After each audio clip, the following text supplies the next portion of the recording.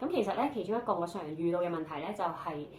有朋友仔會問我如果我啦或者係我屋企人咧睇開公立醫院嘅醫生，但係其實我都想出去揾私家醫生俾建議喎。咁但係我應該要點樣安排啦？同埋應該要提供啲咩資料俾醫生咧？咁其實醫健通最主要嘅功能咧，就係喺你如果又喺公立醫院啦，又或者係私家醫生嗰邊咧做過一啲檢查啦，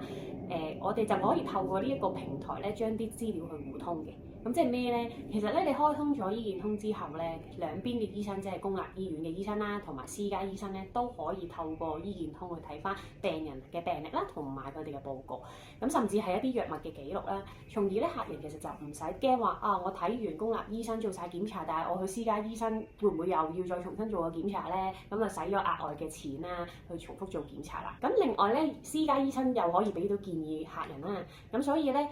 如果有喺公立醫院睇開醫生嘅朋友仔或者屋企人啦，記得咧都建議翻佢哋咧開翻醫健通啦。